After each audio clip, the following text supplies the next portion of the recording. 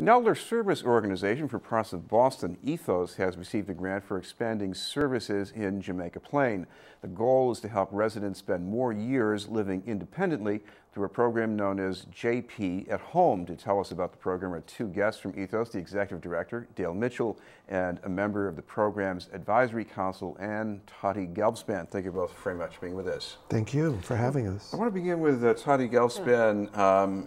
You're on this council. How did this all start? Well, I had heard of Beacon Hill Village, which started in Beacon Hill, and it was an organization that, as a member, a paid member, you could access in one phone call services that can keep you independent and continue living in your homes. And I thought that was a good idea. And a small group of us got together to try to figure out, all of us being active, still working and so forth, what it would look like, what we would want to see in place in order to continue being active and independent. And then, but we were also determined to not start a separate organization. And we found Ethos, which has an excellent reputation, and Ethos supports seniors. Because they're funded by the state, most of what they do is restricted to low-income people. So I called Dale one day, about a year and a half ago or so, and I said, what about the rest of us? We're planning to get old too. Can we figure something out? Actually, I was going through my files recently. Yeah. It was almost 3 years ago. No. Time flies. Yeah. Jill, a way to get across the importance of this program is that if you don't stay at home, what are the alternatives? I mean, even if you're not the poorest elder in the world, I guess those alternatives are not always so great. Well, there are more alternatives now than there used to be.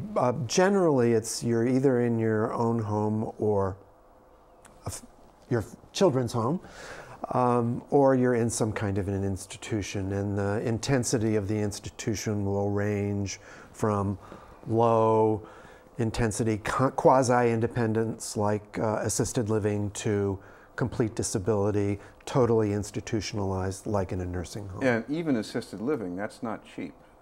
Assisted living is quite expensive and really only within the reach of the wealthy or near wealthy. For middle-class families, it's more or less out of reach. Sorry, what about the importance of staying home? How is it for you? How do you feel? Because it's where we feel in control, it's where we have our stuff, it's where we continue having friends for dinner and continuing living the way we used to do. You mentioned having people over for dinner. Yeah. How important is the social part of this? Big part of it, a huge part of it. I think I understand from some studies that the two biggest threats to people getting older is falling and isolation. And because of our association, our partnership with Ethos, we're freed up really to focus on that part of it all, the social educational. So we have a group of people, there's about 35 people who have dinner out at local restaurants monthly. And there's another sort of potluck group that gets together, and there's a bunch of social things, discussion groups on books, on topics. Spirituality and aging. That's right.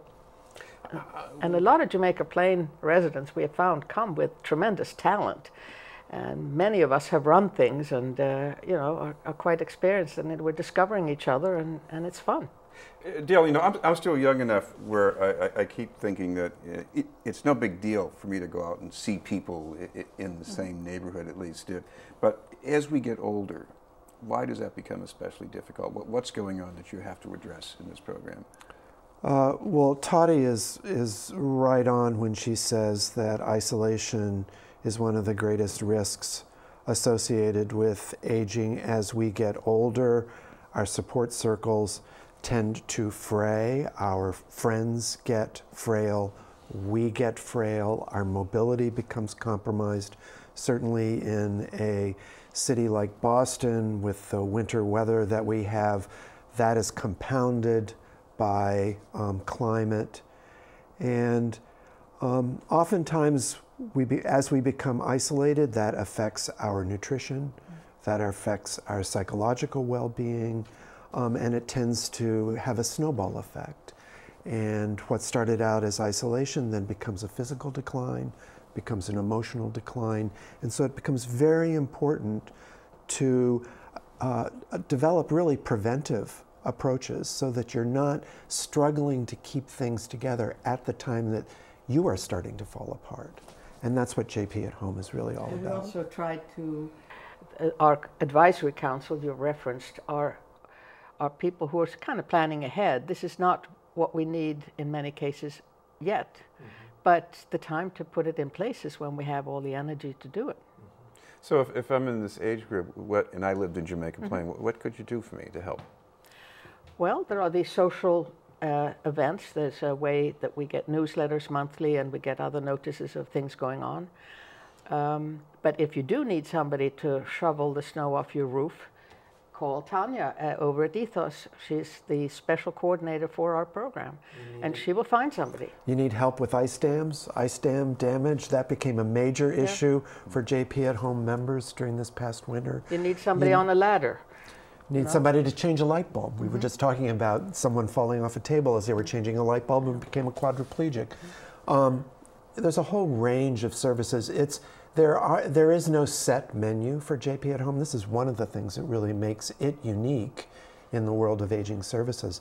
It's a program that responds to whatever need you have. It may take us a while to develop that response, but we will always respond. Now, Tottie, is this also about volunteers who could be elders themselves, but maybe they're very fit and they're looking for something to do? Right. Oh, many of us are also volunteers, and we have a program, members helping members. So it's who can do what for whom, and sort of an exchange that way. Dale, I guess there must be some value to this kind of contact. I mean, not just preventing some really bad things from happening, but for making the quality of life better, I guess. Well, at the risk of seeming glib, that's what Ethos is all about, is making the quality of life better for older people. Tottie mentioned earlier, this is a very important point, the Ethos says it makes the quality of life better for all older people, but really what we do is we run on contracts from the government that are focused almost exclusively on low-income elders. And it's really the middle class that are most left on their own to deal with the challenges associated with aging. The rich can afford 24/7 care anytime they want it. And so it is through programs like JP at Home that Ethos and other organizations all around the country are beginning to address the very critical needs of the middle class as they deal with the challenges. I know this program is supported by the Boston Foundation, and if anybody wants to find out, is there a way they can call or go online? Absolutely. They can call the Ethos main number, 617-522-6700, 6700, and ask for JP at Home, or they can connect through the Ethos website, which is www.ethocare.org. Thank you both very much, Dale Mitchell and Tottie Gelbspan. Thank you. Up ahead, the arts segment with Chris Harding.